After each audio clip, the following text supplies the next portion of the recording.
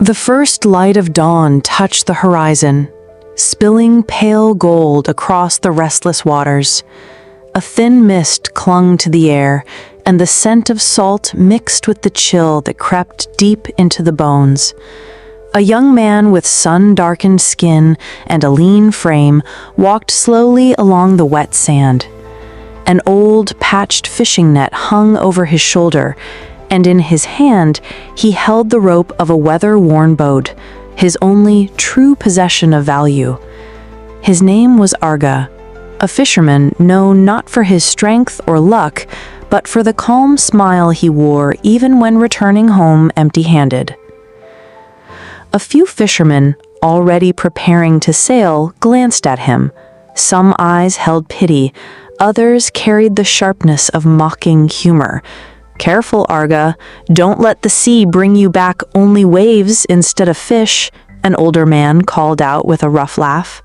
Arga simply offered a faint smile in return. "If luck doesn't come today, the sea will change tomorrow," he replied, pushing his boat into the water alone, wrestling against the tide. Further down the shore, children ran and laughed, gathering around an old woman who sat atop a large rock. Her voice was heavy, carrying the weight of stories passed down for generations. "Children, if you ever see a beautiful woman standing on the shore under a full moon, do not go near her. She is not human," she warned, making some of the children whisper nervously to one another. Arga, overhearing the tale from a distance, shook his head with a faint grin. To him, such things were nothing more than bedtime stories, colorful threads woven into the unchanging fabric of life in their small village. That night, after a long day with little catch to show, Arga sat alone at the edge of the weathered wooden pier. The sea shimmered under the moonlight, and the wind carried the briny scent along with a whispering lull of waves, as though the ocean itself wished to speak.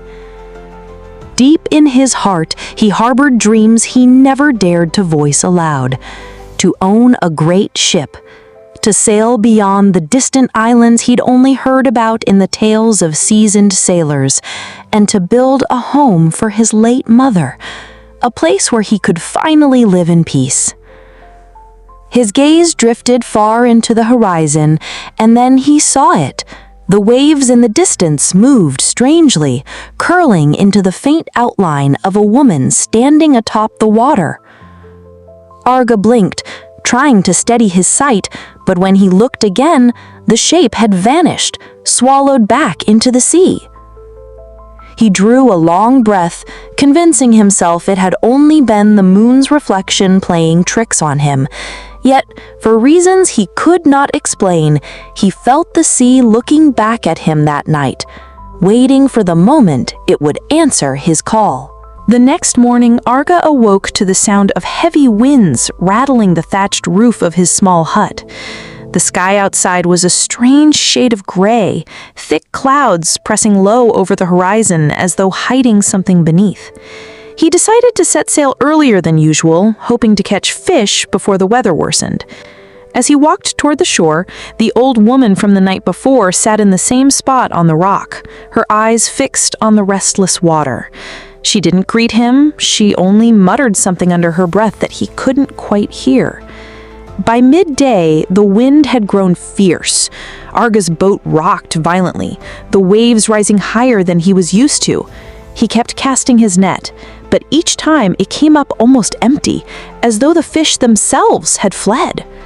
Then, on his fourth cast, the rope went taut in his hands, not from the weight of fish, but from something else entirely. He pulled with all his strength, expecting perhaps a branch or a piece of driftwood. But when the net broke the surface, he froze. Tangled in its threads was a piece of deep green silk, glistening as if woven from the sea itself. The fabric was unlike anything he had ever touched, soft, cool, and shimmering even under the dim light of the storm. He placed it carefully inside the boat, meaning to bring it back to shore and perhaps sell it. But the moment his fingers left the cloth, the wind changed. It carried with it the faint scent of jasmine, impossibly sweet amid the salty air. The waves began to move differently, not in chaotic swells, but in a rhythm, like breathing. A chill crept down his spine. He turned toward the open water and thought for the briefest moment that he saw her again, the same silhouette from the night before, this time closer, standing tall against the horizon. But as lightning split the sky, she vanished, leaving only the crash of waves and the whisper of the wind. Arga clutched the green silk to his chest, unsure why his heart was racing. He told himself it was just the storm, but deep down he knew something had begun, something the sea would not let him escape. That night, the wind howled through the village, rattling doors and windows. Arga lay on his small bed, the green silk folded neatly beside him, though his eyes refused to leave it. The more he stared, the more he swore it seemed to shimmer on its own, catching light where there was none. Sleep came only in restless bursts, and in every dream he saw the same figure. A woman draped in flowing emerald robes, her hair black as midnight, her eyes glowing like moonlit tides. She would reach for him, but just as their hands touched, he would wake to the sound of waves pounding the shore. By morning, the storm had passed, but the sea was far from calm. As Arga made his way to the beach, whispers rippled through the village. 2 fishermen had gone missing during the night. Their boats were found adrift, nets still cast, but there was no sign of their bodies. Some villagers claimed it was the work of the Ratu Laut Selatan, Nyi Roro Kidul, punishing those who dared to speak her name during the storm. Others said the sea simply took what it wanted. Arga kept silent, though his hand instinctively touched the silk hidden beneath his shirt. He didn't want anyone to know about it, not yet. Something told him this was not just a piece of fabric, it was a summons. That evening, unable to resist the pull, he took his boat out again. The waves were gentle at first, but the deeper he went, the quieter the world became. Even the gulls had vanished from the sky. The air was thick with that same scent of jasmine, stronger now, wrapping around him like invisible hands. And then he saw her, not as a shadow this time, but in full, impossible clarity. She stood upon the water itself, her gown trailing into the waves, her eyes fixed on him with an expression that was neither threat nor welcome. Arga. Her voice was a whisper, yet it carried across the sea as if it had been spoken right beside his ear. His breath caught. "Who are you?" he asked, though he already knew the answer. Her lips curved in the faintest of smiles. "You have something of mine." Before he could speak again, the waves surged forward, pulling his boat toward her. The world blurred into salt and wind, and in that moment, Arga realized the stories were never just stories. Arga gripped the edges of his boat as the pull of the water quickened, drawing him closer to the woman who stood impossibly still upon the waves. Every instinct screamed at him to turn back, yet there was something in her gaze, something ancient and magnetic, that made it impossible to look away. The sea beneath him churned, but her gown flowed as though untouched by the chaos around them.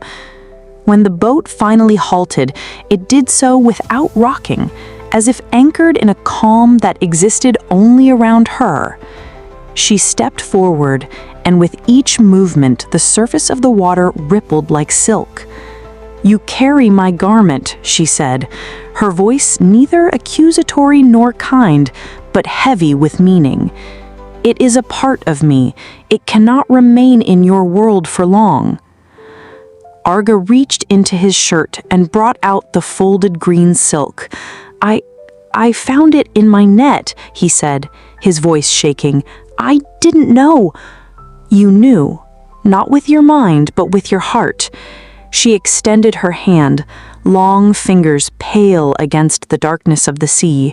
"Return it, and you may sail home." The scent of jasmine surrounded him again, stronger now, laced with something deeper, like the warmth of the earth after rain. His fingers tightened around the fabric. He didn't know why, but a strange fear bloomed in his chest, not of her, but of what might happen if he let go. "And if I don't?" he asked quietly. Her expression changed. A shadow passed through her features, though her eyes never left his. "Then the ocean will keep calling you until you answer. And when it calls a second time, it will not ask so gently." The waves stirred again, rocking the boat for the first time since she appeared. Lightning flashed far off in the distance, and before he could speak, she stepped backward into the water. The sea swallowed her shape in seconds, leaving only the echo of her voice, soft but heavy enough to settle deep inside him. "You belong to the tide now, Arganda." He sat frozen in his boat, the silk still clutched in his hand, the words burning into his mind. The horizon was empty once more, but he knew this was no ending. It was the beginning of something that would not let him go. In the days that followed, Arga tried to live as if nothing had changed.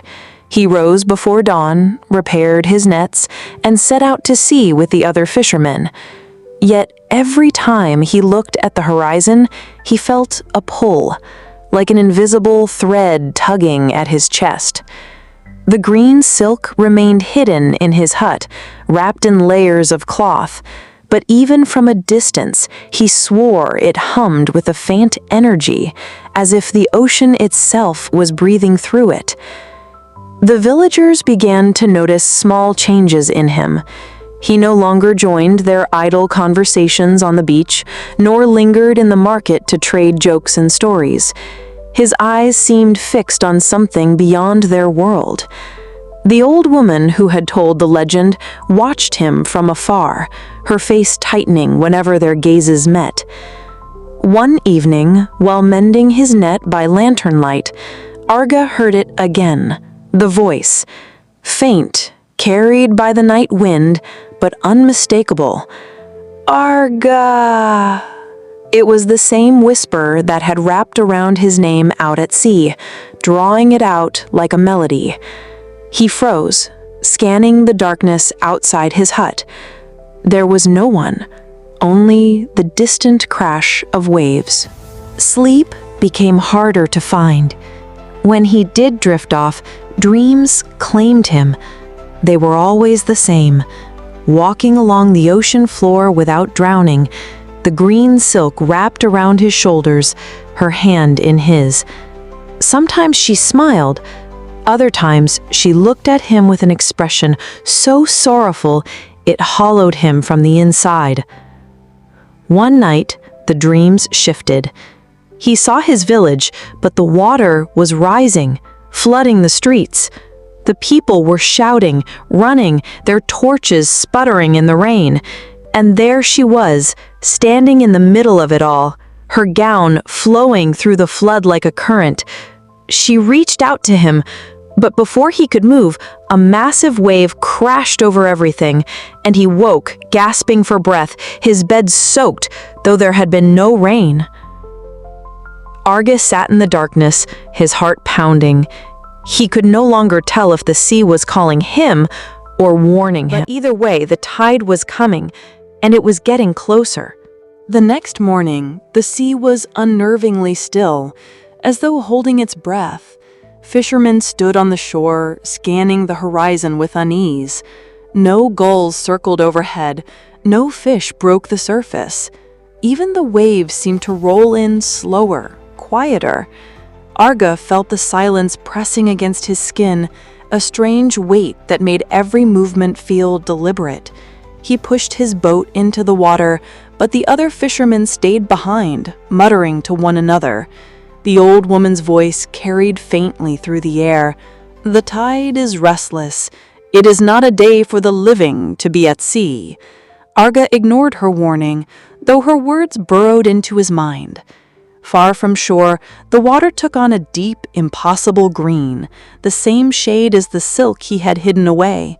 He pulled in his net and found it empty. On the second cast, empty again. On the third, the net came up tangled with strands of black hair, glistening wet under the sun.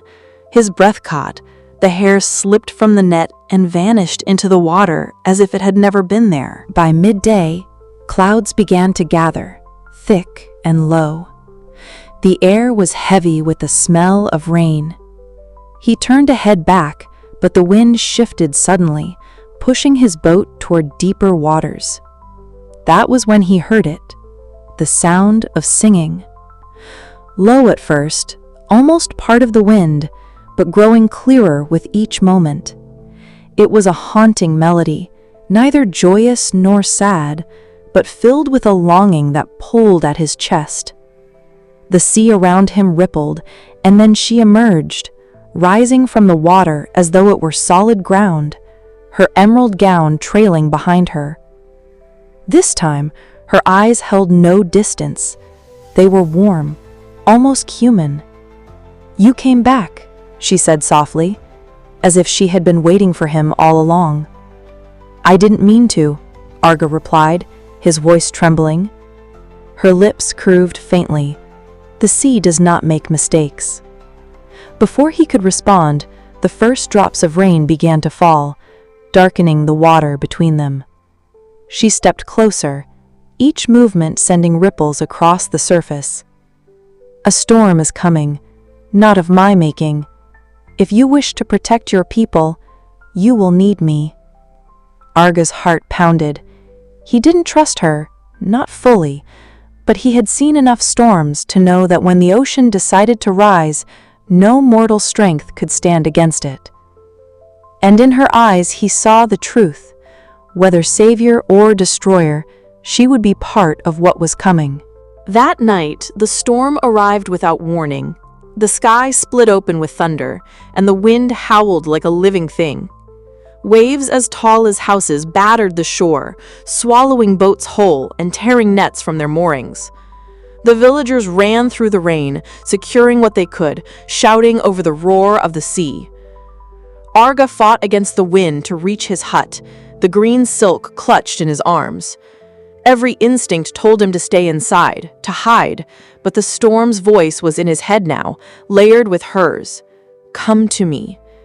It was not a request, it was a command.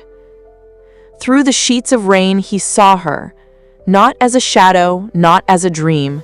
She stood on the water just beyond the break, her gown whipping in the gale, her hair streaming behind her.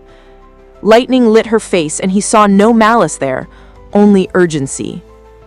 He stumbled toward the shore, his feet sinking into the sand with every step. The old woman's voice cut through the storm. "Do not go to her, Arga! Once you cross, you will not return the same!" But her words were drowned by another crack of thunder. When he reached the edge of the water, the waves did not pull him under. Instead, they parted just enough for him to step forward without sinking, the sea holding him like solid ground. She extended her hand. "If you stay here, the village will drown," she said. "If you come with me, I can hold back the tide, but it will cost you." "What cost?" Arga shouted over the wind. "You will not belong to this world anymore," she replied. "Not fully." For a heartbeat, he thought of his mother, of the small hut he had built with his own hands, of the life he had fought for even in its meagerness. Then another wave struck the beach, tearing away a section of the shore. He looked back at the terrified faces of his neighbors, people who had mocked him, pitied him, yet still shared the same fragile home. Arga took her hand. The sea roared as though it had been waiting for this moment. The waves bent outward, circling the village instead of crushing it. The the storm's heart twisting away from the land. In the center of it all, he stood beside her, the salt wind tearing at his clothes, the green silk wrapping around them both like a second skin. And in that blinding chaos, he understood he had chosen not just to save them, but to cross into her world. When the storm subsided, the village stood trembling but unharmed. The huts were battered, the boats scattered, yet no lives were lost. People whispered in disbelief, some claiming it was a miracle, others saying the sea had simply shown mercy. Only Arga knew the truth, that the mercy belonged to her, and that he had already paid the price. He found himself no longer fully of the land. The sand felt strange beneath his feet, the air too heavy in his lungs. At night, the sea called him more strongly than ever, its rhythm pulsing in his veins like a second heartbeat. When he tried to join the other fishermen, their nets came back empty whenever he was near, as though the fish themselves avoided him.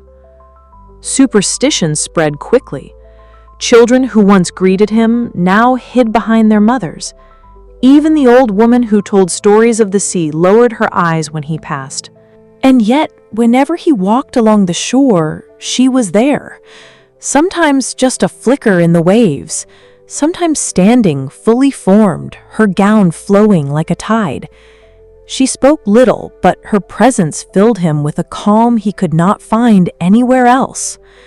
He was torn.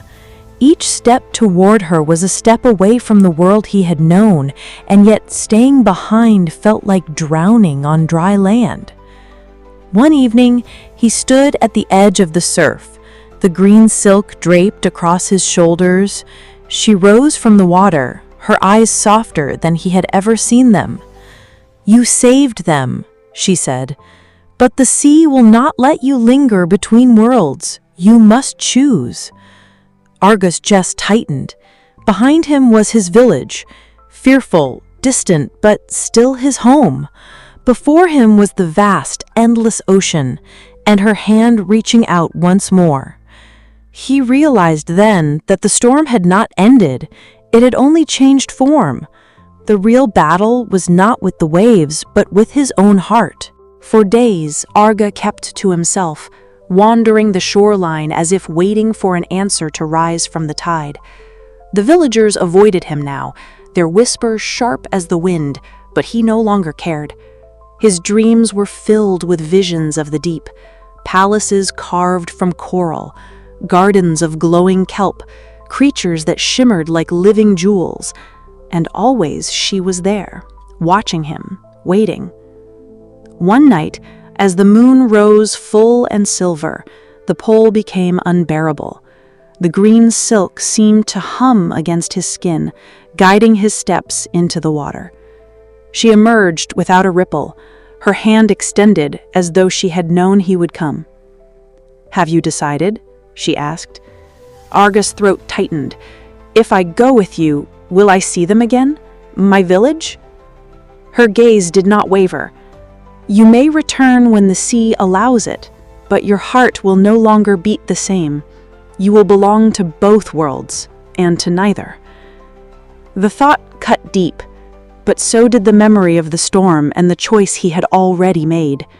He realized that staying would mean a slow, lonely fading. Leaving would mean a life unknown, but alive in ways he could not yet imagine. He stepped forward into the place where the surf curled around her feet. He said, "Then take me." The sea embraced them instantly, pulling them beneath the surface. But there was no cold, no suffocating darkness. Instead, light bloomed all around him, colors shifting like liquid fire. He breathed as easily as he had on land. Beneath him, the ocean stretched in endless beauty. Spires of coral, rivers of silverfish, the soft pulse of the tide in every direction. She led him deeper, her hand warm in his. "Welcome home, Arga," she whispered. For the first time in his life, he felt no weight of hunger, no fear of the next storm, only the steady heartbeat of the ocean and the woman who had claimed it, and now him. Years passed, though time beneath the waves moved differently.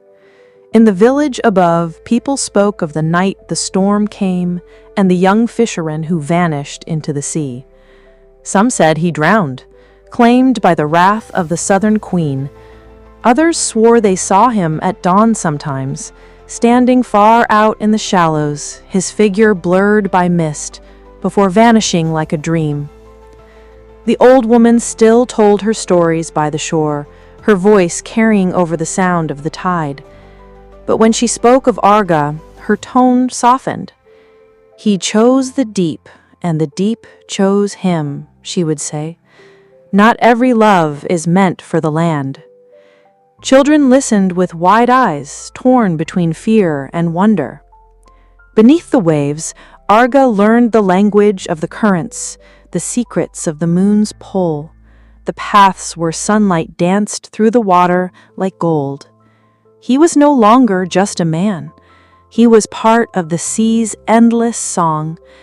And though he sometimes swam to the surface to watch the village lights flicker against the night, he never stepped ashore again. In quiet moments, Nyi Roro Kidul would ask him if he missed the world above. He would smile faintly and shake his head. "I miss nothing," he would say. But in his heart, he knew the truth was more complicated. He missed and did not miss, belonged and did not belong. Yet it no longer mattered. His choice had been made, and it had saved the people who once doubted him. And so the legend grew, not just of the queen of the southern sea, but of the poor fisherman who became her consort, his spirit forever bound to the tides. Some say that on nights when the wind is calm and the moon is high, you can hear two voices mingling with the waves, laughing softly in the dark. The sea, after all, always answers those who call to it, but the answer is not always what you expect.